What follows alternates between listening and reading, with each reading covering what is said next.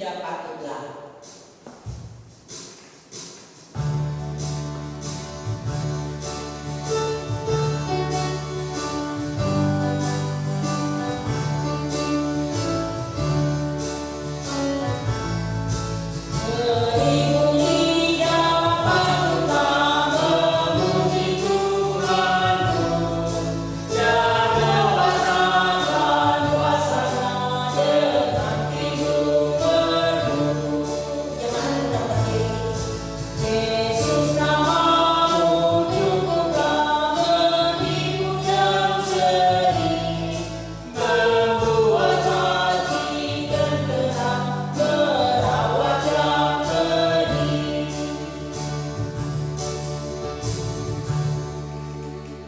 Terpujilah Allah Israel yang melakukan perbuatan yang ajaib seorang diri, dan terpujilah kiranya namanya yang mulia selama-lamanya, dan kiranya kemuliaannya memenuhi seluruh bumi. Amin. Ya, amin.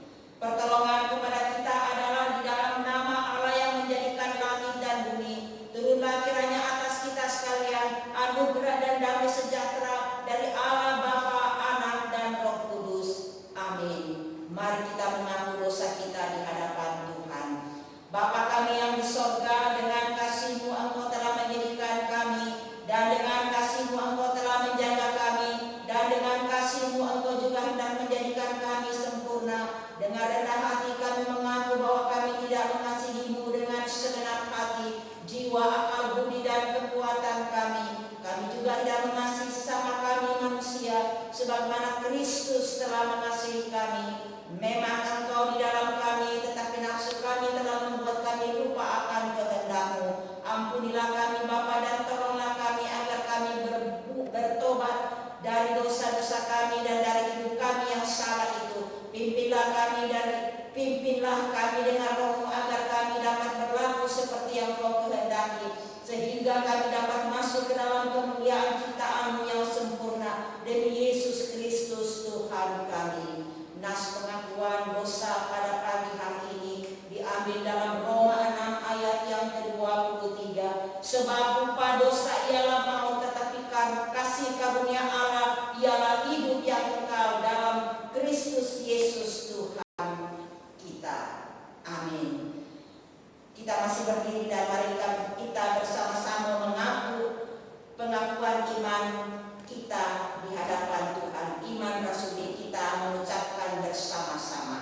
Aku percaya kepada Allah Bapa yang Maha Kuasa, Khalik langit dan bumi, dan kepada Yesus Kristus Anaknya yang tunggal Tuhan kita, yang dikandung daripada Roh Kudus, lahir dari anak darah Maria, yang menderita sengsara di bawah pemerintahan Pontius Pilatus, disalibkan, mati dan dikuburkan, turun ke dalam kerajaan maut, pada hari yang ketiga bangkit pula dari antara orang mati, naik ke surga, duduk di sebelah kanan Allah Bapa yang Maha Kuasa, dan akan datang dari sana untuk menghakimi orang yang hidup dan yang mati. Aku percaya kepada Roh Kudus, gereja yang kudus dan am, persekutuan orang kudus, pengampunan dosa, kebangkitan daging, dan hidup yang kekal. Amin. Jemaat silakan duduk. Kita kembali memuji Tuhan dalam nyanyian rohani nomor 66 ayat 1 dan 2 di depan mata Yesus.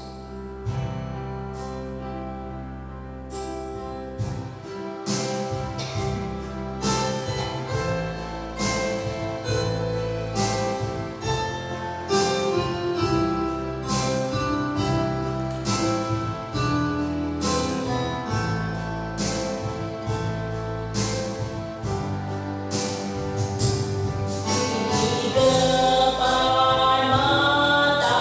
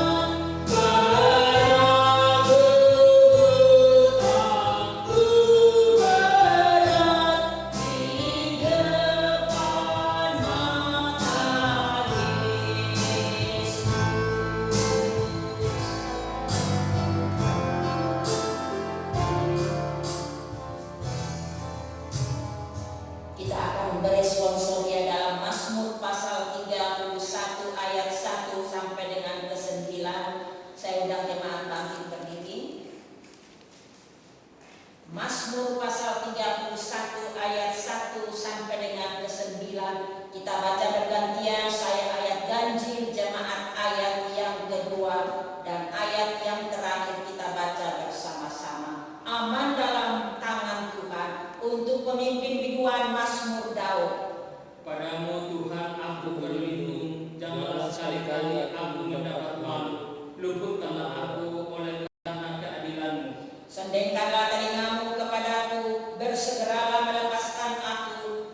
Jadilah bagiku gunung batu tempat perlindungan, kubu pertahanan untuk menyelamatkan aku. Sebab Engkau bukit batuku dan pertahananku, dan oleh karena nama-Mu Engkau akan menuntun aku dan membimbing aku. Engkau akan mengeluarkan aku dari jaring yang dipasang orang terhadap aku, sebab Engkaulah tempat perlindunganku. Ke dalam tangan-Mu lah aku serahkan nyawaku. Engkau membebaskan aku, ya Tuhan Allah yang setia. Engkau benci kepada orang-orang yang memuja berhala yang sia-sia, tetapi aku percaya kepada Tuhan. Aku akan bersorak-sorak dan bersukacita karena kasih setia-Mu, sebab Engkau telah menilik sengsaraku, telah memperhatikan kesesakan jiwaku. Ayat 9 kita sama-sama. Dan tidak menyerahkan aku ke tangan musuh, tetapi menegakkan kakiku di tempat yang lapang. Amin. Gloria Patri.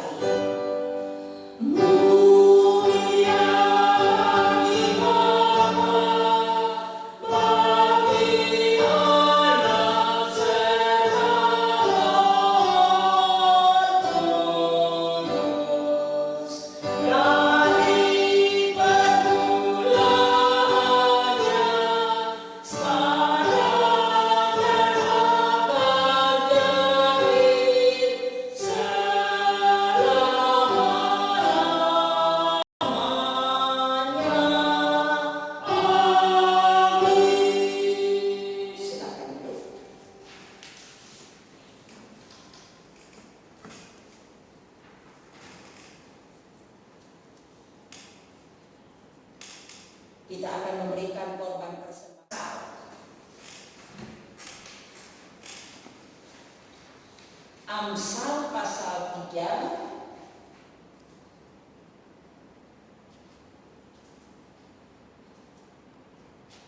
Amsal pasal 3 ayat 9 dan 10. Muliakanlah Tuhan dengan hartamu dan dengan hasil pertama dari segala penghasilanmu, maka lumbung-lumbungmu akan diisi penuh sampai melimpah-limpah, dan bejana pemerahanmu akan meluap dengan air buah anggurnya.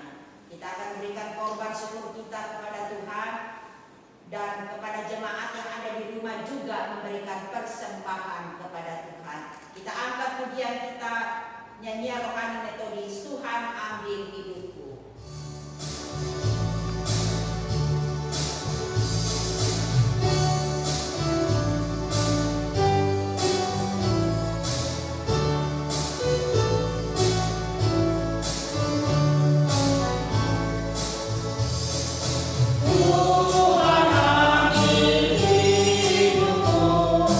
Dari korban bagimu, dan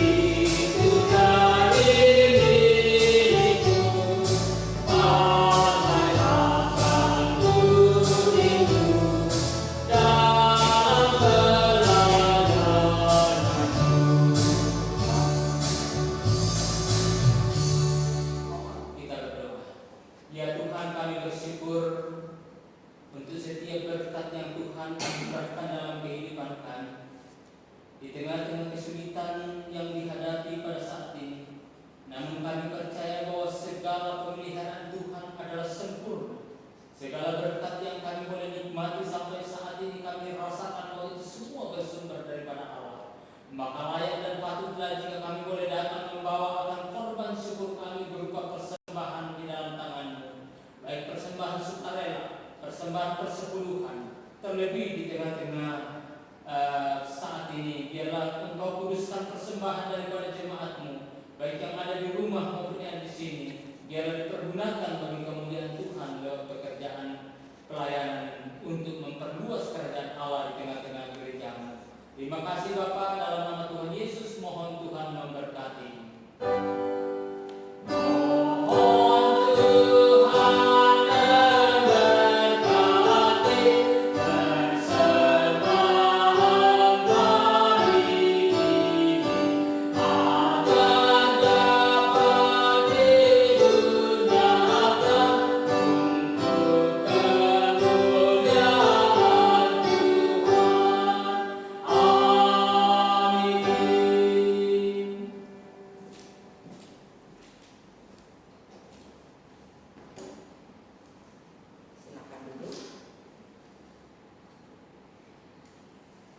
Sebelum kita masuk dalam doa sapaan, kita mengangkat pujian Tambahlah Kasih-Ku ayat 1 dan 2.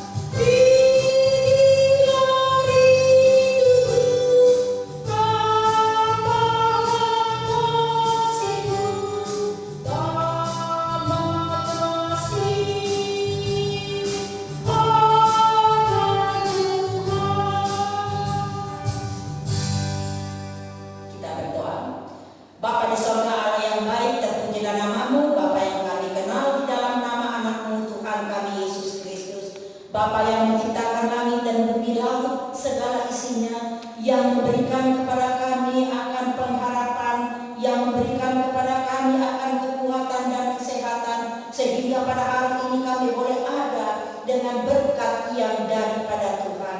Terima kasih Bapa di sorga.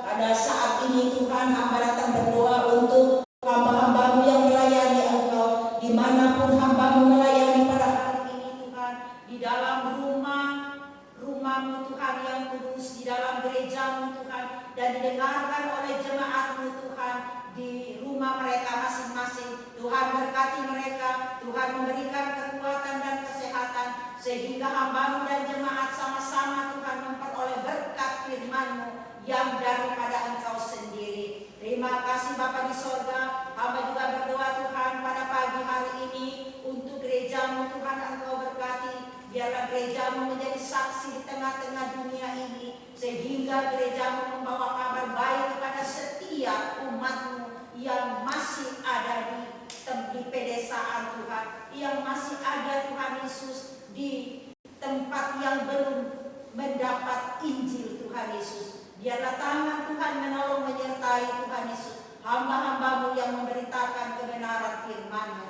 Terima kasih Bapa di sorga. Hamba juga berdoa Tuhan pada pagi hari ini untuk bangsa dan negara kami. Engkau berkati Tuhan Yesus. Engkau tahu pada saat ini Tuhan, wabah virus Tuhan masih melanda bangsa kami dan seluruh dunia. Kami mau menyerahkan ke dalam tangan kasih-Mu.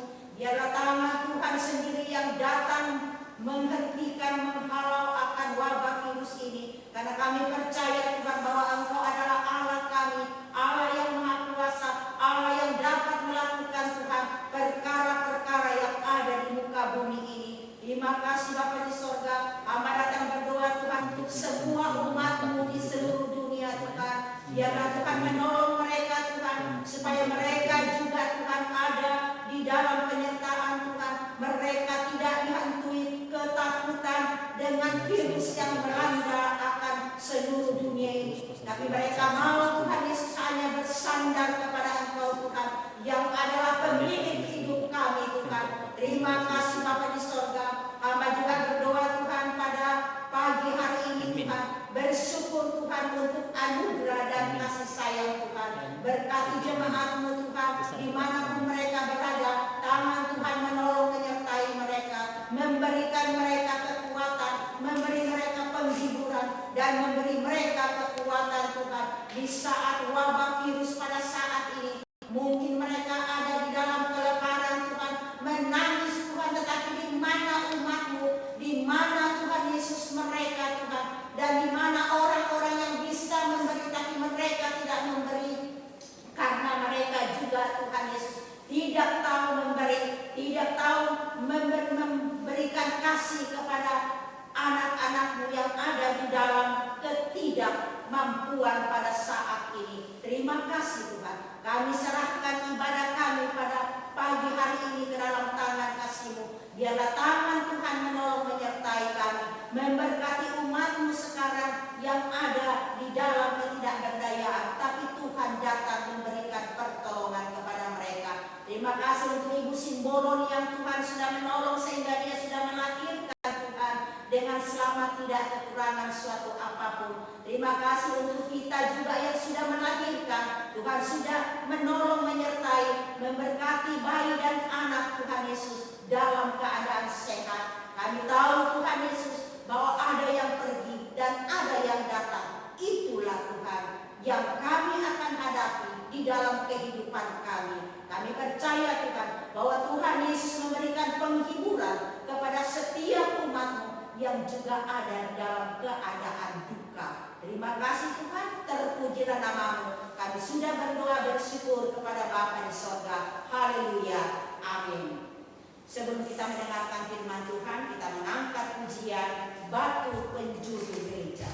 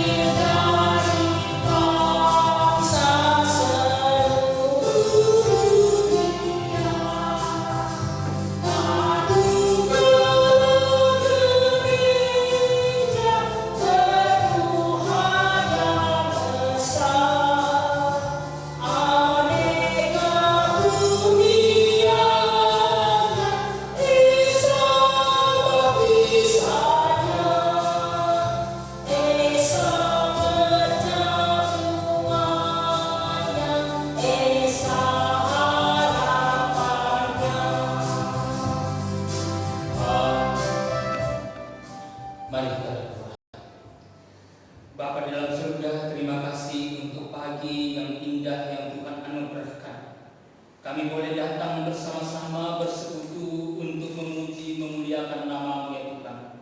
Kami bersyukur karena Engkau telah memilih kami dan memanggil kami menjadi satu gereja, menjadi suatu umat kepunyaan Allah untuk dipanggil menjadi satu tubuh membangun rumah rohani bagi kemuliaan nama Tuhan. Bapa dalam surga, kami serahkan ibadah kami pada hari ini ya Tuhan. Baik jemaat-Mu yang berada di rumah masing-masing, tidak mengurangi akan kehadiran Allah di tengah-tengah umat-Mu untuk senantiasa memuji dan memuliakan nama Tuhan. Berkati kami semua. Kami mau membaca firman-Mu. Dalam nama Yesus kami berdoa. Amin. Shalom Bapak Ibu yang dikasihi oleh Tuhan kita Yesus Kristus. Pada pagi hari ini kita akan membuka sebagai nats kita firman Tuhan hari ini yang diambil dari 1 Petrus pasal 2 ayat 1 sampai 10.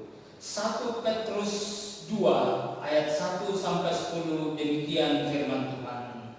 Yesus Kristus batu penjuru. Karena itu buanglah segala kejahatan, segala tipu muslihat, dan segala macam kemunafikan, kedengkian dan fitnah.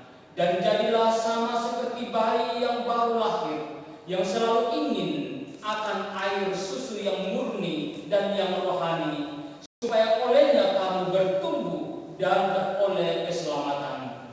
Jikalau kamu benar-benar telah mengecap kebaikan Tuhan, dan datanglah kepadanya batu yang hidup itu, yang memang dibuang oleh manusia, tetapi dipilih dan dihormat di hadirat Allah. Dan biarlah kamu juga dibangunkan sebagai batu hidup untuk pembangunan suatu rumah rohani, bagi suatu imamat kudus, untuk mempersembahkan persembahan rohani yang karena Yesus Kristus berkenan kepada Allah. Sebab ada tertulis dalam kitab suci, sesungguhnya aku meletakkan di Sion sebuah batu yang terpilih, sebuah batu penjuru yang mahal, dan siapa yang percaya kepadanya tidak akan dipermalukan.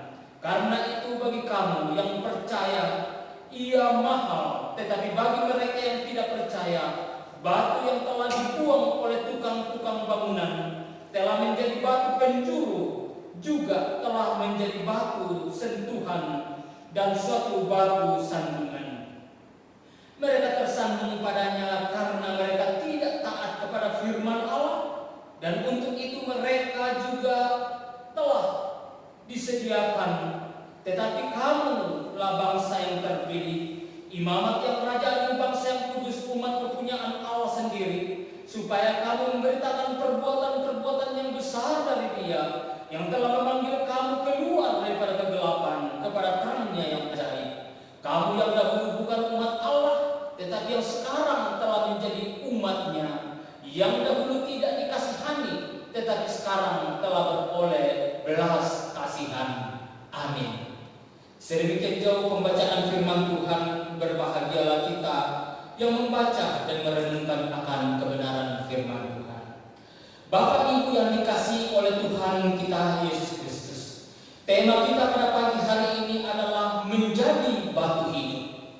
Bapak Ibu yang dikasihi oleh Tuhan kita Yesus Kristus, di dalam pembacaan kita pada pagi hari ini di dalam 1 Petrus pasal 2 ayat 1 sampai dengan 10 menjelaskan tentang bagaimana identitas daripada persekutuan daripada umat Tuhan atau orang Kristen yang berada dan tersebar di Pontus, Galatia, Kapadokia, Asia Kecil, dan Bitinia, yang menjadi umat atau yang menjadi alamat daripada surat daripada Petrus ini untuk senantiasa meneguhkan umat Tuhan yang berada di daerah yang telah saya sebutkan tadi.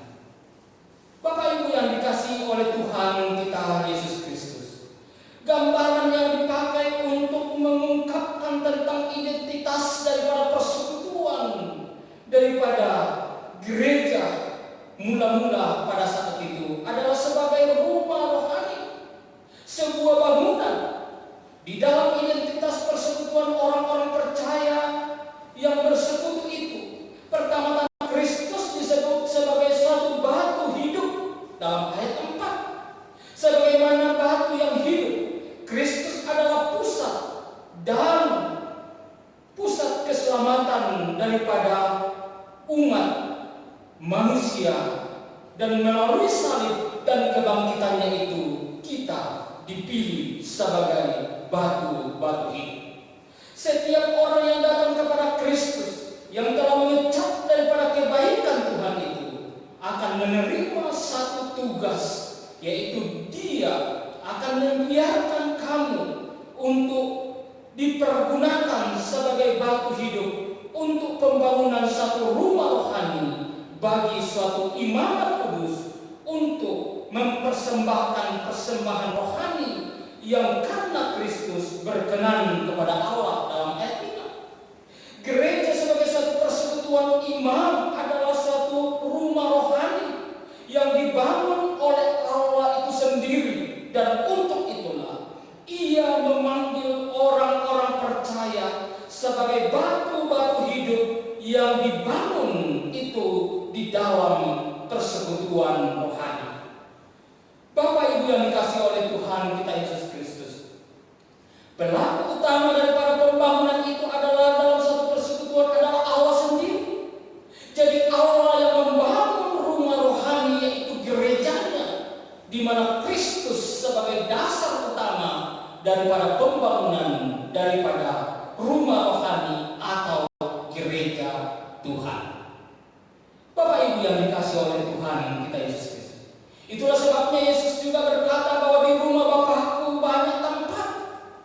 Artinya bahwa Yesus sendiri mempersiapkan rumah yang kekal, di mana di surga adalah rumah yang dibangun oleh Kristus, sehingga rumah rohani atau umat Tuhan yang berada di tengah-tengah dunia ini, yang sudah dijadikan sebagai batu-batu hidup itu, akan tinggal di dalam rumah yang kekal yang disiapkan oleh Allah di dalam kekekalan, sesuai dengan janji Yesus kepada murid-muridnya, supaya murid-murid di tengah-tengah dunia ini tidak perlu gelisah, oleh karena Allah sudah menyiapkan satu rumah yang kekal di tempat di mana rumah Bapa yang disebutkan oleh Yesus itu dalam Yohanes pasal 14 ayat 1 sampai 14. Bapak Ibu yang dikasihi oleh Tuhan kita Yesus Kristus, beriman kepada Yesus berarti hidup. Beriman kepada Kristus berarti membawa kepada penyerahan hidup sepenuhnya kepada Allah. Sekalipun ada berbagai macam tantangan dan kehidupan kita di tengah-tengah dunia ini, tetapi sebagai orang yang beriman kepada Tuhan, menjadi dasar mengambil kita perlu ada sikap dalam hidup ini. Karena iman Stefanus, maka dia menyerahkan diri kepada Allah, dan sekalipun dia harus dilempari batu, tetapi dia tetap teguh dalam imannya dan tidak goyah, sekalipun batu melempari tubuhnya sampai mati, tetapi dia tetap memberikan pengampunan kepada orang-orang yang melempari dia. Bapak Ibu yang dikasihi oleh Tuhan kita Yesus Kristus, dalam surat 1 Petrus yang telah kita baca pada hari ini adalah surat yang tergolong pada surat yang disebut sebagai surat umum. Surat-surat yang dikirim kepada jemaat-jemaat yang tersebar, seperti saya katakan tadi, di Pontus, Galatia, Kapadokia, Asia Kecil, dan Bitinia di dalam ayat 1 yang disebutkan tadi. Jemaat-jemaat yang berada dalam kehidupan beriman mereka masih sangat muda. Mereka adalah gereja mula-mula yang baru hidup dan bertumbuh, namun menghadapi banyak tantangan, namun menghadapi banyak kesulitan. Namun mereka tetap setia, mereka tetap bertumbuh, dan mereka tetap hidup di dalam satu persekutuan. Maksud daripada penulis surat ini adalah supaya mereka dapat diteguhkan iman mereka sebagai gereja yang baru bertumbuh, namun menghadapi tantangan di tengah-tengah dunia dan pertumbuhan iman Kristen yang mereka hadapi. Bapak Ibu yang dikasihi oleh Tuhan kita Yesus Kristus, tidak bisa dipahami terlepas daripada konteks bahwa pembangunan gereja pada zaman para rasul, yaitu suatu zaman di mana gereja ditempatkan untuk semakin mengakar dan mendasarkan akan keberadaan mereka sebagai jemaat Tuhan di tengah-tengah masyarakat. Dalam hal itu masyarakat untuk menjati diri bahwa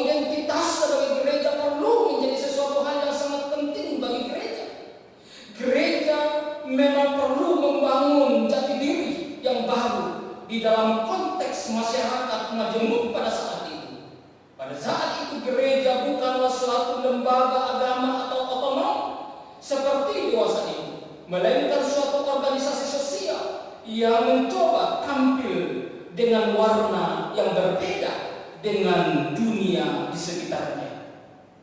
Dalam rangka membangun suatu identitas baru sebagai gereja Tuhan, kelompok persekutuan sebagai gereja itu, penulis surat ini atau Saint Petrus menggunakan beberapa terminologi yang menggambarkan pentingnya. Antara lain, gereja digambarkan sebagai batu hidup, batu penjuru, bangsa yang terpilih dan imamat yang rajani, bangsa yang kudus dan umat kepunyaan Allah.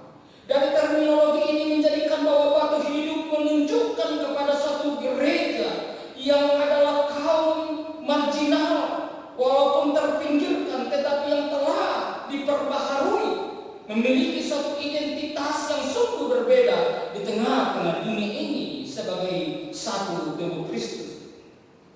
Peristiwa pembaharuan itu merupakan sesuatu yang terjadi melalui penebusan Yesus Kristus, sehingga orang-orang yang terpanggil, orang-orang yang menyerahkan diri kepada Kristus, maka mereka adalah batu-batu hidup yang dipergunakan untuk membangun satu tubuh Kristus, suatu rumah rohani yang dikehendaki oleh Allah. Karena itu, di dalam firman-Nya dikatakan bahwa datanglah kepadanya batu yang hidup itu, yang memang dibuang oleh manusia, tetapi yang dipilih dan dihormati hadirat Allah.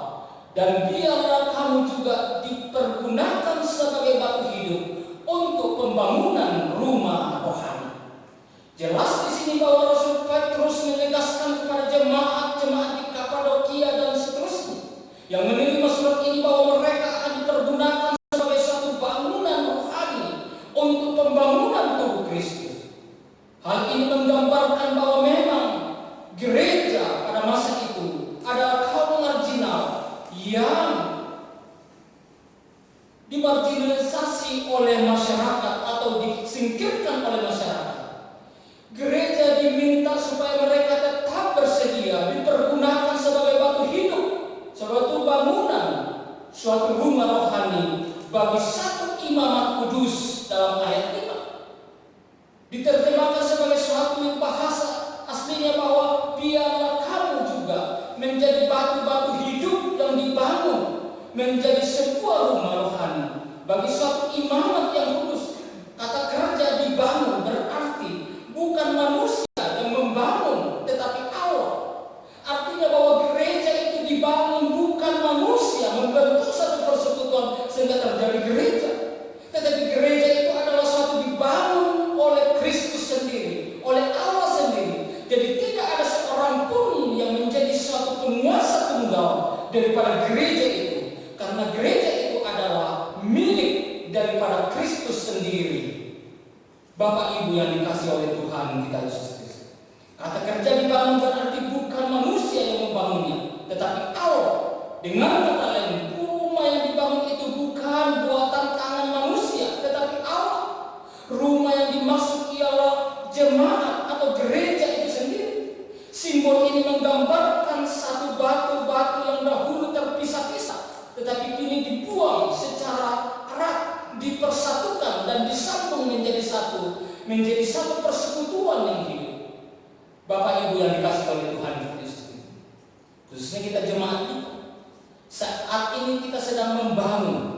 Artinya bahwa kita sedang mengumpulkan bahan-bahan bangunan, batu-batu, ada yang bersifat kerikil, ada yang bersifat batu besar, ada yang bersifat pasir dan seterusnya, tetapi dipersatukan menjadi satu bangunan, menjadi satu rumah yang utuh oleh karena keterkaitan satu dengan yang lain.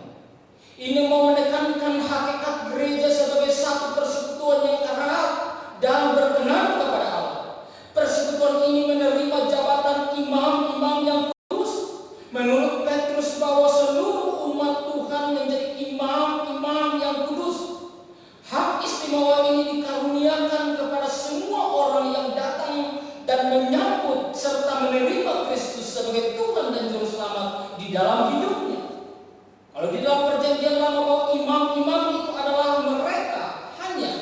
mereka yang bisa untuk datang membawa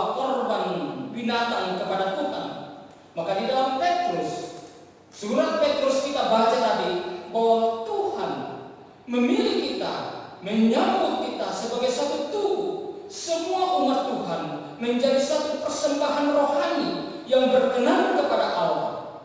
Roma pasal 12 ayat 1. Bapak Ibu yang dikasih oleh Tuhan kita Yesus Kristus, dengan simbol batu hidup tadi, penulis atau Petrus menegaskan sebenarnya bahwa hendak membangun identitas baru, bahwa gereja, di kalangan gereja, bahwa faktor identitas ini merupakan sesuatu hal yang sangat penting, karena gereja di dalam tekanan sosial yang begitu hebat dan disingkirkan, setidaknya bahwa simbol batu hidup itu bisa membuat mereka memahami bahwa mereka memiliki suatu khas yang berbeda dari dunia, termasuk daripada kelompok-kelompok sosial yang lain yang cenderung korup dan hanya untuk kepentingan diri sendiri dan identitas. Faktor ini bisa memberikan kepada kita bahwa gereja adalah suatu keyakinan bahwa gereja adalah bangsa yang terpilih dan dipilih oleh Tuhan untuk menjadi kemuliaan bagi nama Tuhan. Bapak Ibu yang dikasihi oleh Tuhan kita Yesus Kristus, simbol bangsa yang dipilih oleh dan imamat yang raja, bangsa yang kudus dan umat kepunyaan Allah adalah suatu sifat fungsional daripada batu hidup tadi. Konsep ini menegaskan bahwa gereja dipanggil oleh Tuhan untuk suatu maksud memberitakan perbuatan-perbuatan besar dari Dia, suatu perbuatan yang sudah dilakukan oleh Allah untuk disaksikan oleh batu-batu hidup yang sudah terpilih dan menyambut akan panggilan Allah di tengah-tengah kehidupannya. Tindakan dan pengorbanan Yesus Kristus yang menebus kita, yang memungkinkan kita bisa dipakai menjadi batu hidup oleh Tuhan. Bapak Ibu yang dikasihi oleh Tuhan kita Yesus Kristus, terpilihnya kita sebagai umat yang dipanggil oleh Allah dari antara segala bangsa adalah merupakan sesuatu imamat yang rajanya, berarti kita semua diangkat menjadi imam-imam yang diperbolehkan menghampiri Allah dan membawa persembahan diri kepada Tuhan. Itu berarti bahwa suatu persekutuan imam yang diberi macam martabat pemerintahan pada waktu yang akan datang, yang akan memerintah sebagai raja, sebagai gereja yang kudus, yang disendirikan atau dipisahkan oleh Allah bagi Allah untuk hidup dalam satu persekutuan dengan Tuhan. Simbol-simbol seperti ini akan menggambarkan tentang imamat yang rajani, bangsa yang kudus. Menyimpulkan pertanyaan, bukankah dengan gelar-gelar ini orang Kristen mudah menjadi sombong secara rohani? Jawabannya ialah bahwa mereka, kita dipilih semua itu dan dikuduskan hanya oleh Tuhan dan bukan oleh manusia. Karena itu tidak ada yang dapat menjadi alasan untuk kita menyombongkan diri. Karena kita dipanggil untuk menjadi imamat-imamat rohani, bukan karena kelebihan kita, bukan karena kemampuan kita, bukan karena kekuatan kita, tetapi hanya karena kasih karunia dan anugerah Allah. Atas panggilan Tuhan itu kita menyambut panggilan itu, sehingga kita bisa menjadi imamat-imamat yang rohani. Inilah pilihan Allah, tetapi pilihan itu harus kita jawab. Gereja diangkat dan diutus untuk menyalurkan dan memberitakan perbuatan-perbuatan Allah yang besar itu. Injil Allah adalah untuk mengangkat dan mengutus kita. Memerlukan suatu respon. Injil itu bermakna kalau kita memiliki atau memberikan respon terhadap panggilan Injil itu dan kesediaan kita untuk memasyurkan perbuatan Allah itu. Inilah tugas gereja, bahwa gereja menjawab kasih karunia Allah itu dengan memberitakan perbuatan-perbuatan besar yang telah dikerjakan oleh Yesus di dalam diri kita masing-masing. Bapak Ibu yang dikasihi oleh Tuhan kita Yesus. Oleh karena itu perlu ada 3 hal yang perlu kita pelajari. Yang pertama, menjadi batu hidup berarti kita membuang manusia lama kita. Di dalam ayat pertama mengatakan segala tipu muslihat, dan segala kemunafikan, kedengkian, dan fitnah. Perkataan buanglah di sini menunjukkan perbuatan yang dilakukan sekali, tetapi berlaku untuk selama-lamanya. Artinya bahwa sebagai gereja Tuhan, untuk kita dijadikan sebagai imamat rohani, sebagai batu hidup yang akan dipergunakan oleh Allah. Allah menghendaki satu syarat di tengah-tengah kehidupan kita, supaya kita membuang segala jenis kejahatan yang tidak berkenan kepada Allah, yaitu kemunafikan, kedengkian, kejahatan, dan berbagai fitnah. Itu merupakan sesuatu yang tidak berkenan di hadapan Allah untuk dijadikan sebagai batu hidup. Oleh sebab itu, Allah menghendaki supaya kita meninggalkan segala sesuatu yang bersifat dosa untuk kita dipergunakan oleh Allah di dalam hidup ini. Bapak Ibu yang dikasihi oleh Tuhan kita Yesus Kristus, tipu muslihat adalah penipuan melalui perkataan. Hal ini mencakup sanjungan yang bersifat menjilat, kepalsuan, dan kata-kata khayal yang dengan licik memperdaya orang lain karena ketidaktahuan atau kelemahannya, sehingga orang lain menderita kerugian. Segala macam kemunafikan, berbagai jenis kemunafikan sebagai suatu kebalikan daripada kesalehan. Di dalam perilaku seperti inilah firman Tuhan dalam ayat 1 katakan, buanglah semuanya itu. Karena jika kita memiliki semuanya itu, maka kita masih seperti batu-batu yang berada di jalan, yang tidak layak untuk dipergunakan menjadi batu rohani bagi pembangunan tubuh Kristus. Yang kedua, menjadi batu hidup berarti hidup di dalam pembangunan rumah rohani. Secara harafiah, kamu sendiri seperti batu-batu hidup sedang dibangun sebagai suatu bangunan rohani. Di sini gereja sebagai persekutuan orang percaya digambarkan melalui metafora bangunan rohani. Dalam metafora ini aspek kebersamaan dari setiap orang percaya sangat ditekankan. Sama seperti sebuah bangunan yang dibuat dari banyak batu yang berbentuk dan berbeda-beda, namun ukurannya juga berbeda-beda. Ada yang besar, ada yang kecil, ada yang kasar, ada yang halus. Demikian pula bangunan rohani hanya dapat berdiri apabila ada keterkaitan antara satu dengan yang lain, menjadi satu bagian bangunan, menjadi rumah yang indah. Bapak Ibu yang dikasihi Tuhan, seperti rumah-rumah kita, bahwa rumah itu tidak berdiri begitu saja, tetapi ada saling menopang antara batu yang paling dasar dan batu yang paling atas. Dan batu yang paling atas tidak akan bangga saya yang paling utama, kamu ada di bawah. Karena batu yang di bawah menopang batu yang di atas, sehingga dia tetap ada di posisinya masing-masing. Artinya bahwa setiap anggota-anggota dalam gereja adalah saling keterkaitan satu dengan yang lain, tak terpisahkan. Makanya ketika ada yang sakit, maka semua sakit. Ketika ada yang lapar, maka semuanya akan lapar.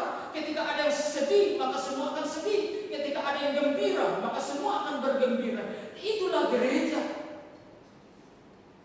Sama seperti yang digambarkan oleh Kristus, bahwa kita adalah tubuh Kristus yang terdiri dari berbagai anggota.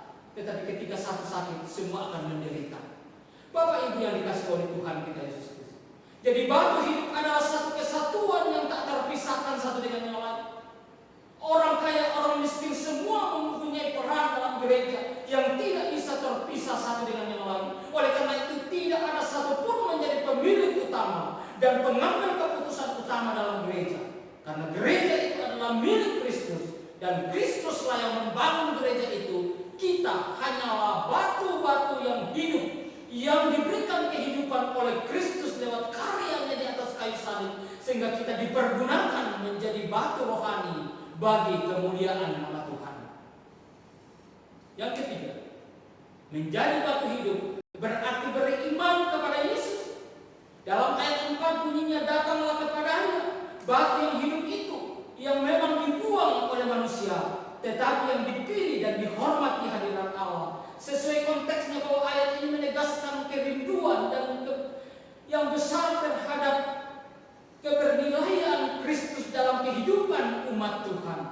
Sama seperti bayi yang baru bertumbuh dan menginginkan air yang susu, demikian pula harus kita menginginkan Kristus, menginginkan hidup kita terus bertumbuh di dalam Tuhan, supaya kita menginginkan Dia, karena Kristus sangat berharga. Kristus yang memberikan kita kehidupan. Itulah sebabnya Yesus katakan, "Akulah pokok anggur. Siapa yang di luar dari aku tidak akan menjadi kering, karena dia tidak memiliki kehidupan, sumber kehidupan."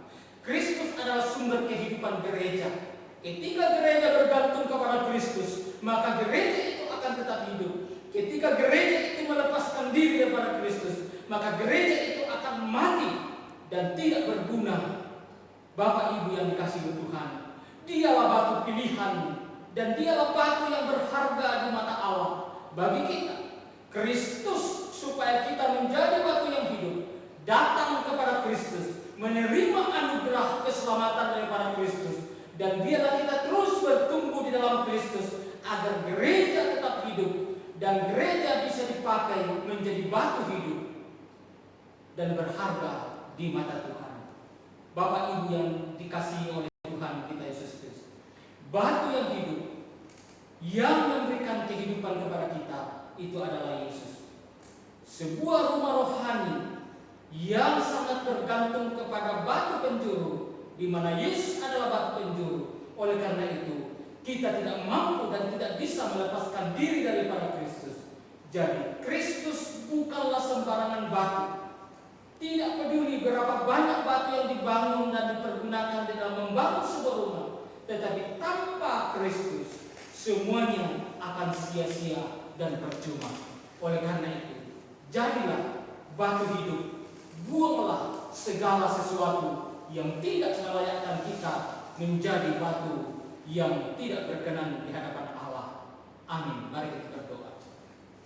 Tuhan, terima kasih untuk firman-Mu pada pagi hari ini.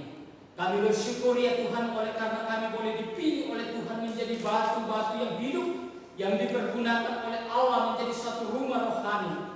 Tuhan, kuduskan kami Bapa, perbaharui kami terus-menerus, supaya kami layak dan berkenan menjadi batu yang hidup bagi kemuliaan Tuhan, untuk kami boleh memberitakan perbuatan-perbuatan yang besar daripada Allah, karena Engkau telah memilih kami menjadi imamat-imamat rohani, membawa pembaharuan di tengah-tengah dunia ini, membawa warna Kristus dan warna kerajaan Allah di tengah-tengah dunia ini, agar dunia tahu bahwa Engkaulah sumber hidup dan Engkaulah keselamatan bagi umat manusia. Di dalam nama Yesus kami berdoa dan bersyukur. Amin. Mari kita mengakhiri ibadah kita dengan memuji Tuhan dan nyanyian kita yang terakhir, Serikat Persaudaraan.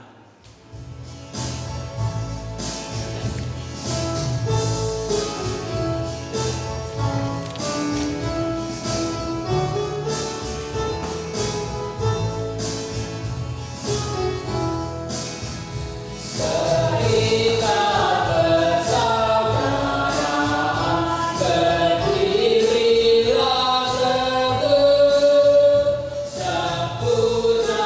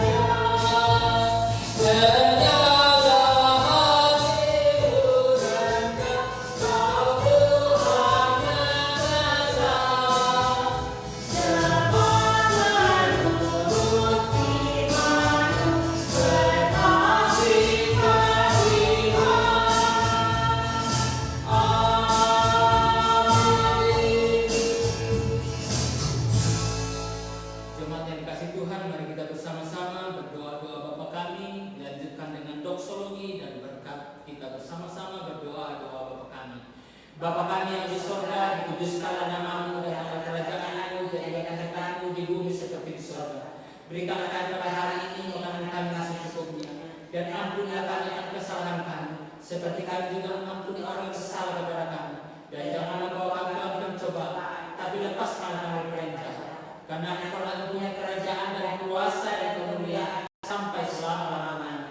Amin. Doa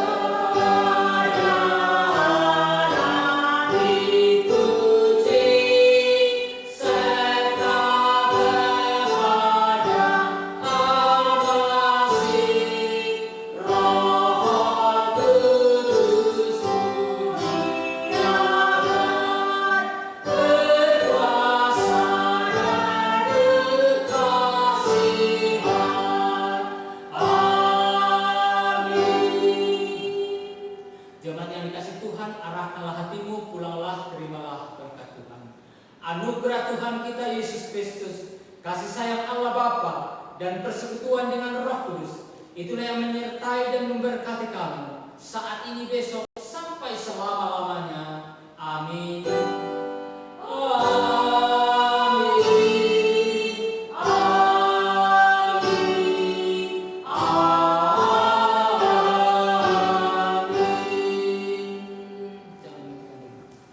Warta jemaat kita minggu ini disampaikan kepada seluruh jemaat, selamat beribadah dan selamat hari Minggu untuk kita semua. Kiranya walaupun di dalam masih ibadah di rumah, tetapi kita percaya bahwa kehadiran Tuhan di tengah-tengah ibadah kita tidak mengurangi akan khusyuknya ibadah kita pada hari ini. Dan biarlah firman Tuhan yang telah kita dengar boleh menjadi berkat bagi kita semua. Kami ucapkan selamat ibadah. Warta kita adalah dalam minggu ini berita kelahiran